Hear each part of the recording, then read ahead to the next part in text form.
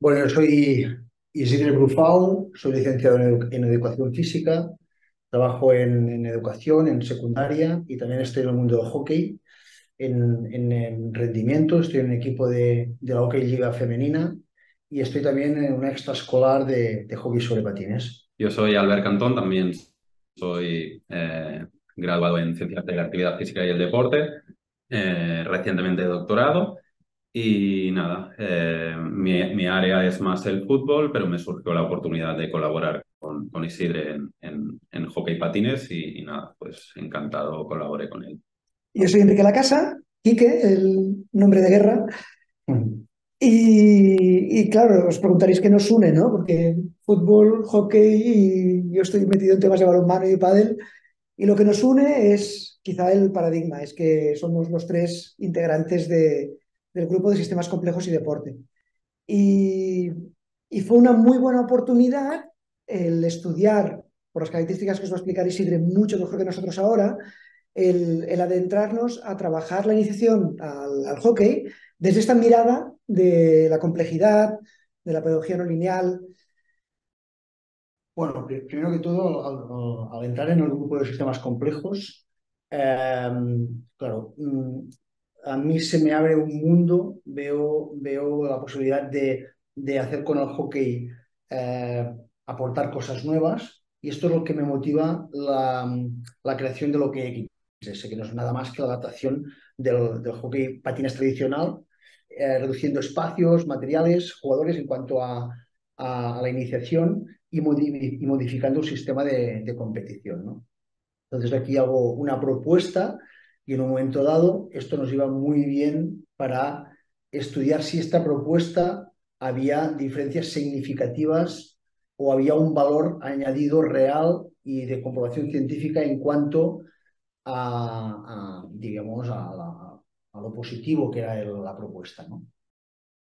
Digamos que somos de los únicos deportes que no hay mini hockey, que hay el mini básquet, está el mini handball, todo el mundo reducía, y aquí aún no había ninguna propuesta en este sentido. Entonces, los niños y niñas comenzaban a jugar a hockey en el espacio de 40 por 20, un 4 por 4 como los seniors.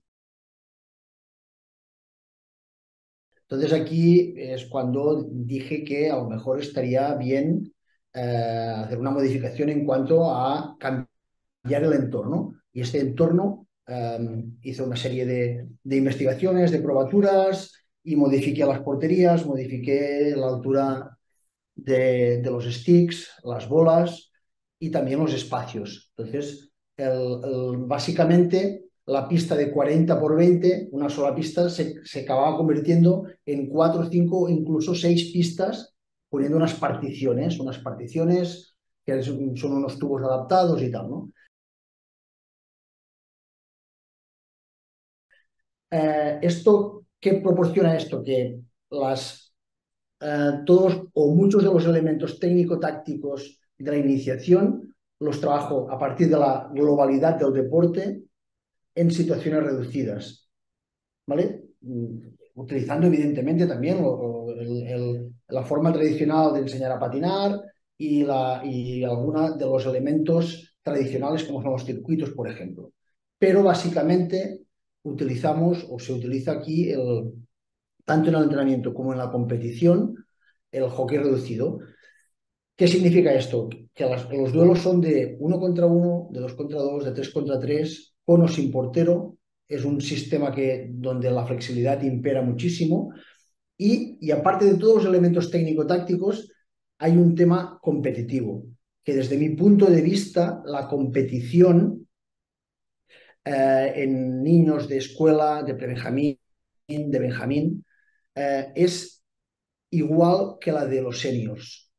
Y es muy fácil confundir el rendimiento, el ganar, con el aprender a jugar.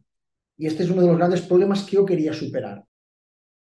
¿Cómo lo supero? En vez de hacer una liga tradicional, pues hago encuentros donde se hacen unas situaciones de juego, donde se hace una especie de rey de la pista. La pista se parte en 5, 6 pistas, 4 pistas, por lo tanto están jugando a la vez 20 niños, 24 niños, 30 niños en equipos de 1 contra 1, de 2 contra 2, de 3 contra 3, ¿vale? Lo que llamamos OK2, OK3, y se hace un rey de la pista, quien gana sube para arriba, quien pierde sube, baja para abajo. ¿Y qué pasa aquí? En vez de se hacen los encuentros por una parte y por otra, el tema de inclusión desde el punto de vista que yo quiero que todos los niños y niñas jueguen a la vez, que no haya nadie sentado en el banquillo, que un poco también es fruto del trabajo que hemos realizado, que después acabaremos de explicar más. Yo quiero que haga que todos tengan muchas acciones, muchas posibilidades de éxito y fracaso en cuanto al desarrollo del juego, con las diferentes situaciones que puede salir, ¿no? Y entonces la propuesta va encaminada a toda esta globalidad, es decir, un cambio en el entorno, un cambio en el material y un cambio en el sistema de competición.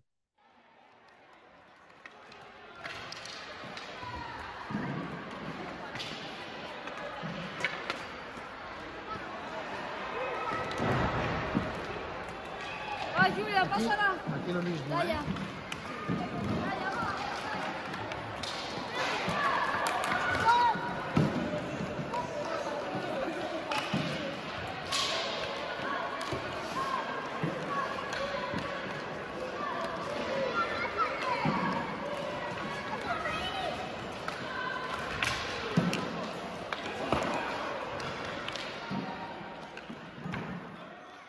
¿Qué ha pasado? Que niños que han empezado a patinar muy tarde o con este sistema sin competir, ahora son capaces o los han absorbido diferentes clubes y estamos viendo o estoy viendo que pueden llegar a jugar con normalidad sin el estrés de competir desde pequeños, y etcétera, etcétera. Bueno, es un cambio de paradigma, de sistema, de orientación, y esto es un poco el fruto que luego nos dijimos, esto realmente es así, y esto es lo que nos trajo también los estudios que realizamos. Con la idea esa de cargarnos de razones para poder después hablar con conocimiento de causa con los entrenadores, porque estáis dando ya esto en cursos de entrenadores, con los propios padres, que a veces también, padres y madres, que a veces también se muestran reacios a determinados cambios, pues quizá incluso con el apoyo del grupo de investigación y con compañeros del INEF, bueno, pues nos atrevimos un poquito a intentar darle forma de estudio, ¿no? De estudio científico, y aprovecharnos de ese método científico para intentar extraer unos datos que nos cargaran de razones para poder atrevernos a explicárselo a padres, madres, entrenadores. El primer estudio bueno, como ya sabéis, pues el hockey tiene unas características que afectan sobre diferentes aspectos físicos y fisiológicos de los deportistas. Entonces se han hecho varios estudios, pocos en hockey, muchos en otros deportes, para ver cómo la modificación del espacio de juego y de la interacción, el número de jugadores con los que colaboras y te enfrentas, para ver cómo afecta esto sobre estos elementos de la carga interna, externa y fisiológicos. Como ha comentado Isidre, ya hay otros deportes que están implementando los minijuegos, pero como he comentado, el hockey tiene unas características que hacen que haya muchas aceleraciones, desaceleraciones, muchas arrancadas, muchas frenadas, muchas velocidades máximas. Entonces, bueno, pues queríamos ver cómo la modificación del espacio de juego y la interacción con los jugadores afectaban sobre estas variables. ¿Cómo lo hicimos? Pues les pusimos un dispositivo de tracking, un GPS de la marca Wimo a los jugadores, y diseñamos 3 situaciones. Una situación de juego tradicional de 4 contra 4 en un espacio de 4 por 20, una situación 2 de 4 contra 4 igual, pero en un espacio más reducido de 20 contra 13, y otra situación de 2 contra 2 en un espacio aún más reducido. Entonces, lo que aquí vemos es que estamos jugando con la densidad de juego por jugador, los metros cuadrados en los que participa cada jugador, y vemos que a mayor densidad, es decir, más jugadores en un espacio más reducido, la distancia que se recorre es menor, es más pequeña. Luego, al haber más densidad de jugadores, las velocidades máximas también son más bajas, las velocidades medias también son más bajas. Lo que sí vemos es que en espacios reducidos y en la situación de 2 contra 2, una variable que usamos en nuestro estudio que se usa en fútbol sobre todo es el player load. El player load al final, y resumiendo mucho, es la suma de las aceleraciones en los 3 ejes, y lo que observamos es que esta variable de player load aumenta en la situación de 2 contra 2. Es interesante, ¿no? Porque además de ver que aumenta el player load, aumentan por lo tanto las aceleraciones y desaceleraciones, aumenta también la demanda cardíaca por jugador. Yo creo que es interesante cómo no aumentan variables como velocidades máximas, que quizás sería un poco más individualista, ¿no? En un espacio muy grande cojo el balón y yo recorro la distancia X yo solo con el balón, pero en cambio hay muchas aceleraciones y desaceleraciones porque hay mucha más interacción con el compañero, con el rival. Es una etapa de formación donde lo que queremos que pase es que todos aprendan a jugar, o que la mayoría de los jugadores que tengan aprendan a jugar. ¿Qué pasa? Y el otro día nos lo comentaban los padres otra vez. En la situación de 4x4 hay más espacios, alguien recorre más, pero casi siempre son los que motrizmente, por tema de maduración, están más adelantados. Cuando tú haces la propuesta de OKXS, ¿qué pasa? Que todo el mundo tiene muchas posibilidades de interacción con la bola, de ganar, de perder, de hacer goles, de pasar, de defender, de atacar, etcétera, ¿no? Y entonces muchos padres nos comentábamos, hostia, ha hecho más goles en un encuentro que en toda la temporada entera, sobre todo cuando hablamos de niños de 5, 6, 7, 8 años. ¿En este espacio o cuando juega en estos espacios reducidos? Claro, cuando hacemos un encuentro de OKXS, por ejemplo, en 2 contra 2 a 5 campos, para arriba, para abajo, durante 30 minutos, 10 partes de 3, y están todo el rato jugando y hay muchos que están jugando. Evidentemente hay menos espacio por jugador, más bolas, más porterías. Y claro, esto a mí como formador me interesa, porque si no, no estoy incluyendo a la formación muchos niños, sino estoy excluyendo y solo estoy premiando a aquel que motrizmente de entrada sabe patinar o que madurativamente es un poco mayor, ¿no? Si esa única situación de jugar en 40x20 permite las posibilidades de acción a las que te están invitando es a que finte, nadie puede hacer ayudas porque hay demasiado espacio por cubrir, y entonces yo me voy y meto gol, nuestro jugador en fase de aprendizaje básicamente va a aprender eso. Entonces, esa idea también clásica de este paradigma de constraint to afford, ¿no? Es decir, no ponemos una serie de constreñimientos ahora de espacio, peso de la pelota, número de adversarios para esperar que haya una conducta determinada, no. Lo hacemos para que haya unas posibilidades de acción, que después los jugadores, en función de 1000 otras variables, escogerán o no escogerán. Entonces, claro, de repente esa densidad a la que hacía referencia Albert exige al jugador que tenga que explorar otro tipo de comportamientos, con lo cual, como muy bien decía Isidre, conseguimos jugadores mucho más ricos, mucho más diversos, mucho más adaptativos, que pensamos que va en la línea de los objetivos que debe perseguir la iniciación deportiva y el aprendizaje. Pues el estudio podría ser un único estudio, lo que pasa es que, bueno, pues por motivos de, a veces hasta de limitaciones de las propias editoriales, el número de palabras, etcétera, pues está dividido en 2 artículos diferentes. Este fue el International Journal of Sports Science and Coaching, pero que eso no lleve a engaño de que tengamos una visión descontextualizada o reduccionista de que la preparación física va por un lado y la parte técnico-táctica por otro. Para nada. Nuestro paradigma o nuestra mirada, como decíamos antes, está pues, más cercana a los paradigmas de la complejidad y entendemos o estamos estudiando o intentando aprender mucho esa comprensión desde el todo, desde las interacciones de todo lo que ocurre. Entonces quizá ese era un primer paso de explicaros el por qué, ¿no? Incluso el hecho de que hablemos aquí de elementos técnico-tácticos, porque en este artículo nos vamos a basar en algunos estudios que se habían hecho previamente, en balonmano esencialmente, en las que habían entendido el diferenciar esos elementos técnico-tácticos. Ahí sí que se acerca más a ese concepto más de comportamiento, no de que haya una técnica y una táctica por un lado separado, y que sí que intentábamos observar cuál era el comportamiento que hacían los jugadores cuando no estaban en posesión de la pelota, pues como el marcaje, como el desmarcarse, como la disuasión de la recepción, como la interceptación. ¿Qué tipo de comportamientos cuando tenían posesión de la pelota?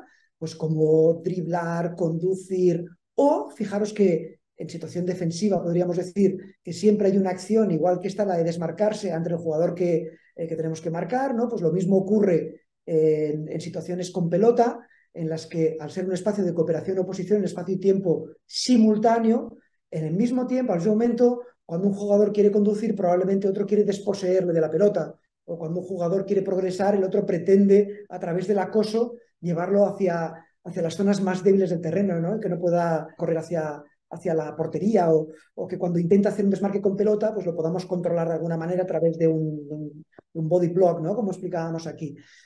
Y una última parte de fase final de posesión de pelota, que era para diferenciarlo, porque perfectamente podría ser una categoría dentro del criterio de jugadores con pelota, que en posesión de la pelota, pero que para comprender esa parte de finalización, desde un punto de vista estructuralista, si queréis, pues nos podía servir que se trataba más de cuándo lanzamos y cuándo pretendemos hacer un blocaje de la pelota, o cuándo pretendemos pasar la pelota y por lo tanto volveríamos a estar en ese rol de jugador sin estar en posesión de la pelota, pues cuando el jugador defensor pretende que pasemos mal, pretende hacer una disuasión del pase, ¿no? Esto, como veis, al final es un ciclo sin fin, porque después de esa fase final yo vuelvo al rol, y es algo que especialmente en iniciación deportiva nos interesa muchísimo en esa construcción de jugadores inteligentes, ¿no? De jugadores que nunca acaban de actuar en el juego, porque o estoy en un rol o estoy en el otro, pero siempre estoy actuando y siempre tengo comportamientos que hacer durante el juego. Lo que nos interesaba ver en este estudio era, de alguna manera, qué oportunidades de acción podían ofrecer el hecho de jugar con campos más pequeños y dentro de esos campos más pequeños con más o menos densidad de jugadores. Y de alguna manera, quizá en esta gráfica puede ser mucho más visual, lo que nos muestra es que cuando jugamos en 40×20, nuestros jugadores, en ese protocolo que utilizamos de 2 partidos de 3 minutos, lo que nos muestra es que realmente tienen menos oportunidades de acción que cuando jugaban en 20×13, e incluso al reducir el número de jugadores, lógicamente tenían incluso todavía muchas más oportunidades de acción. Esta gráfica lo que nos muestra sería el número total de acciones, considerando todo tipo de acciones. Cuando estoy en posesión de la pelota, cuando no estoy en posesión de la pelota, o cuando estoy en la fase final de posesión de pelota. Y después el artículo, si os interesa, espero que lo podáis mirar con más atención, pues veréis que intentamos también diferenciarlo por esas categorías que hemos hecho de jugador con pelota, jugador sin pelota, jugador en la fase final de posesión de pelota, e incluso después lo podríais analizar también por cada una de esas conductas. Pues conductas de marcaje, conductas de desmarcaje, conductas de interceptación. Y como veis, con algunas diferencias que serían susceptibles de análisis y que salen en la discusión, pero veis que mayormente se acercan a esa idea de que nos anima a encorajar, que decimos aquí en Cataluña, ¿no? A empujar, a inspirar a entrenadores, padres, a que confíen en que ese tipo de mini deportes, no un mini deporte solo comprendido como un único mini deporte, sino que esa utilización de diferentes tipos de reducciones de espacios, de small-sided games, de juegos reducidos, pueden ser muy, muy interesantes y muy estimulantes para el aprendizaje de nuestros jóvenes jugadores. Para lo que XS, lo que busqué es una bola de un diámetro similar y prácticamente mitad de peso, ¿vale? Sobre todo yo pensaba en los más pequeños en cuanto al manejo y también disminuir el peso y las dimensiones del stick. Yo en los entrenamientos utilizo bolas de diferentes pesos, desde las de tenis, OKXS y las de hockey. Con las del primer equipo utilizamos también las de petanca, pero es otra historia, es para preparación física y tal. Pero también de diferentes tamaños. Pelotas de goma de diferentes tamaños y vemos que los comportamientos con el stick varían y los chavales y los chicos y las chicas se adaptan y realizo juegos muy diversos pero con diferente material. Variabilidad al máximo en cuanto al peso y dimensiones de la bola. Y concretamente para lo que hay XS en etapas inferiores, sí, porque el peso de la bola de hockey ralentiza demasiados movimientos y yo pensaba que no era lo mejor. Y bueno, por ejemplo, en fútbol uno de mis primeros estudios fue un 5 contra 5, pero cada minuto un jugador entraba, otro salía. Había siempre desequilibrios numéricos. Bueno, aplicamos variabilidad porque en diferentes zonas del campo pues te encontrarás diferentes estructuras de juego. Te puedes encontrar un 2 contra 3, un 7 contra 8 y bueno, pues esto es lo que queremos que vivencie, que practique el jugador para que el día del partido pues intente tener el mayor número de herramientas para solucionar estos problemas. Al reducir el espacio, al final el número de interacciones aumentará. Entonces sí que durante la semana sí que creo que es interesante reducirles el espacio para eso, para bueno, vivenciar un mayor número de situaciones, pero también es un poco lo que decía aquí, que no decir el 2 contra 2 en un 20x10 es donde se ven más acciones, sí, pero ¿qué tipo de acciones, no? Se puede ver una visión macro y luego una visión un poco más micro, ¿no? Quizás se dan muchos más pases, pero en una situación de 4 contra 4 en 13x20 se dan marcajes y desmarcajes. Pues oye, trabajo las dos el miércoles o el martes hago uno y el miércoles saco otra. Es lo que decía Isidre, ¿no? Aplicar variabilidad. Yo creo que es útil y es útil para todas las edades. Por un lado, seguir con la escuela OKXS y este proyecto, seguir llevándolo para adelante, seguir ofreciendo a niños y a niñas la posibilidad de jugar a hockey independientemente de la competición o de ese estrés, ¿no? A veces lo que me gusta pensar es que hagan deporte y en vez de irse, que pueden hacerlo perfectamente, de irse al gimnasio o irse a correr, puedan jugar a hockey, ¿no? Y por lo tanto, en este sentido, seguir desarrollando y evolucionando la escuela a partir de aquí. Y luego un poco lo que decía un poco mi compañero, yo como preparador físico, fuera pista es un tema, pero en la pista, cuando intervengo en preparación física, pues miro de tener la globalidad del juego, de dónde venimos, de qué partido tenemos el fin de semana, de qué pretendo, incluso en trabajos de fuerza, lo comentábamos aquí, cambios de dirección, frenadas, arrancadas, utilizo el OKXS en seniors, por lo tanto, bueno, estas dos serían los proyectos que, pues más que nada, ir modificando y perfeccionando. Me gustaría contar una anécdota y es algo que no me había pasado nunca, y es que, por ejemplo, el entrenador de los alevines en la sesión de los martes les hace lo que tradicionalmente se conoce como físico, ¿no? Que es una situación descontextualizada en la que tienen que saltar vallas y bueno, ya hacer diferentes saltos, acciones de fuerza, ¿no? Y un jugador mío, pequeñito, de 6 7 años, me viene y me pregunta, ¿cuándo haremos físico? Y me sorprendió, ¿no? Porque normalmente los jugadores escapan o quieren escapar del físico, conocido así, pero es que yo le digo, es que nosotros estamos haciendo físico. Yo le diseño situaciones en las que está vivenciando esa exigencia física con la que se va a encontrar el fin de semana o no, pero con sus compañeros y quizá un poco más contextualizada. Y también, bueno, me gustaría comentar que soy muy aficionado a los deportes de motor, al ciclismo. Y nada, en relación a lo que hemos comentado hoy, pues el otro día estuve hablando con un entrenador de ciclismo y me comentaba esto, que muchos ciclistas en ruta que hacen ciclismo con bici de carretera, pues ahora cada vez más están entrenando con gravel, ¿no?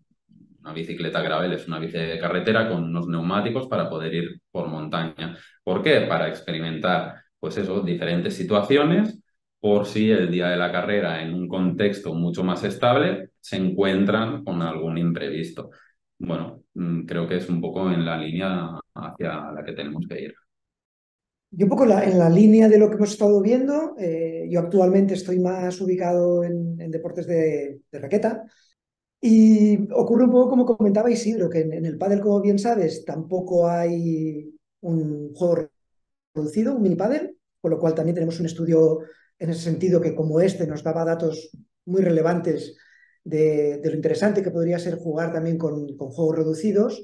Y eso nos lleva, y un poco respondiendo a tu pregunta, a intentar cambiar un poco la mirada del docente, cambiar la mirada del entrenador, o por lo menos que quiera revisarla, que tenga ganas de revisar continuadamente cuál es su mirada, ¿no? Y también la línea que apuntaba Albert, que tomemos conciencia de que el juego es mucho más incierto de lo que a menudo nos gustaría que fueran los entrenadores y que por lo tanto si queremos preparar en conciencia a nuestros jugadores, pues debemos prepararlos para un mundo en el que tienen que adaptarse continuamente, en que estamos viendo cada fin de semana cómo los jugadores encuentran soluciones súper imaginativas para hallar coordinaciones súper imaginativas para hallar soluciones funcionales a lo que el juego cada día nos demanda y nos demanda más y mejor, ¿no? Pues bueno, que asumamos también nuestra parte de reto como instructores, como docentes, como entrenadores, ¿no? Que es el conseguir hacer sesiones muy atractivas, muy divertidas, porque sabemos que cuando jugamos quizás es mucho más divertido que la mejor reduccionista de un gesto aislado, descontextualizado. Eso también lo sabemos por diferentes estudios en los que combinamos análisis motivacionales con metodologías que utilizamos en la enseñanza. Y al final, cada generación ha tenido que partir de lo que existía en esa generación. Y eso no tiene que ser una excusa para nosotros, sino bueno, que debemos seguir investigando, seguir aprendiendo, seguir revisando nuestras miradas para intentar realmente conseguir lo que queremos, que es sentir que ayudamos a nuestros jugadores, a nuestros alumnos, a nuestros usuarios, que les preparamos realmente para los problemas que les va a plantear el juego, la vida. Ese es nuestro reto.